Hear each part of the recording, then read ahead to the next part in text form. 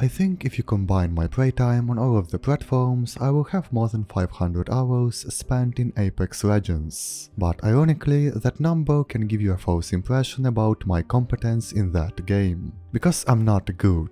I'm the opposite of good actually, I'm trash. My movement is shit, my map awareness is of a scared rabbit during hunting season, and even after all those precious hours, I still manage to forget about the big fuck off red zone, which kills you if you want to move your ass from it.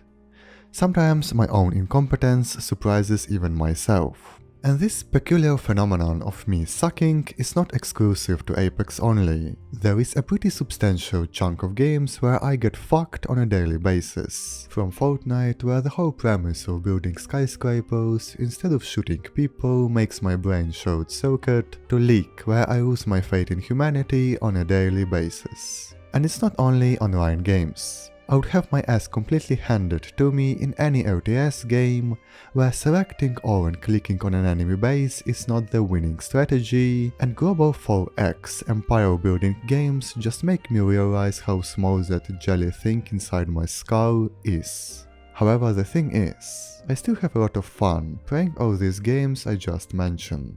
Maybe I'm just a masochist, but sometimes being a complete trash can be more fun than actually winning.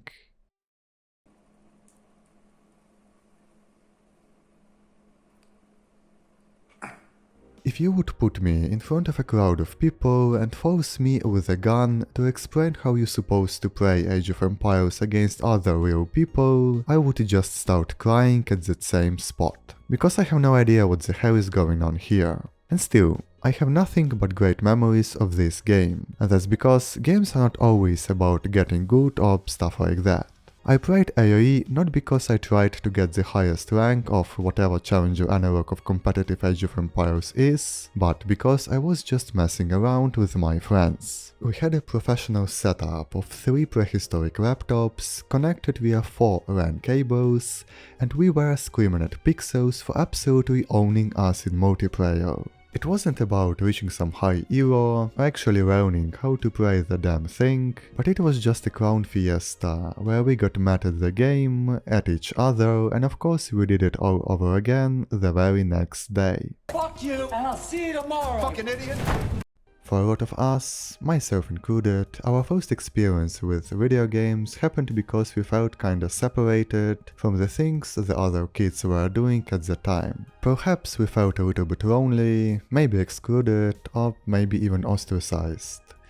And because of that, video games served as a way of escaping all that with the help of colorful graphics, exciting gameplays, and thrilling stories. But sometimes, when you take a thing that you enjoy and simply share it with someone else, it just becomes 100 times better. And when you're just vibing with your crew, being good or bad at the game is the last thing you'd ever worry about.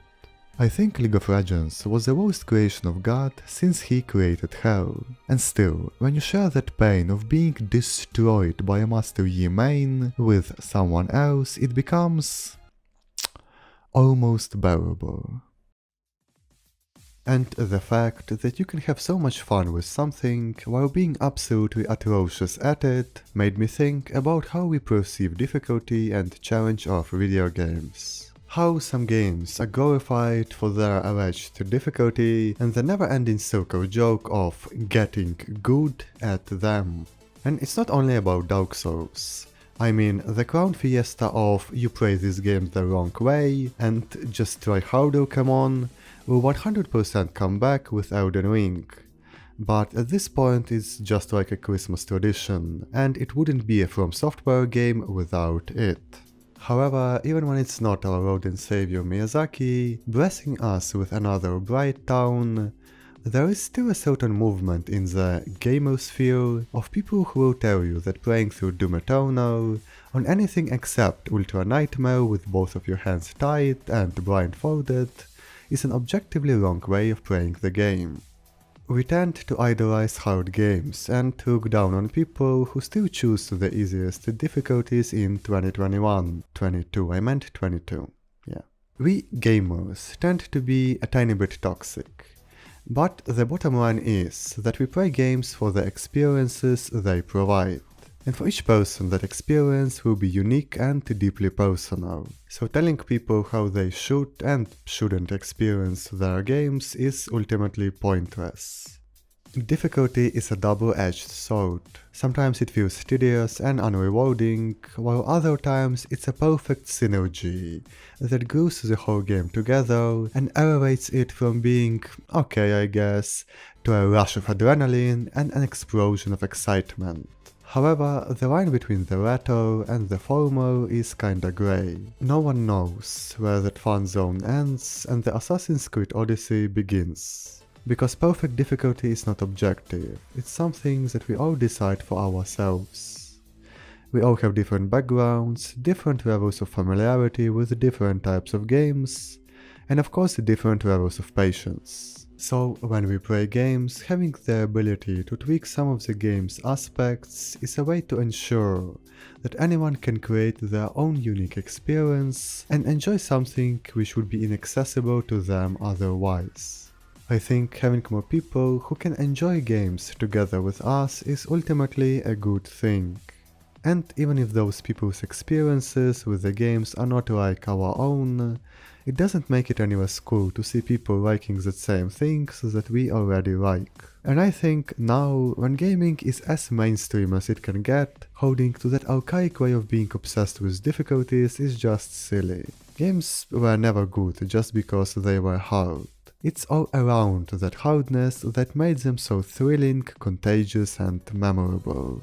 We all build our own stories, and excluding people from something just because their reflexes or BPMs are not high enough is kinda whack.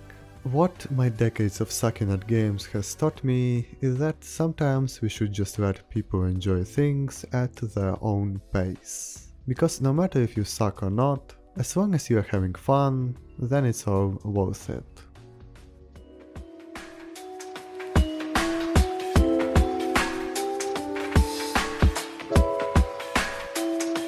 Just for the love of God, never, ever, ever, ever touch League of Legends.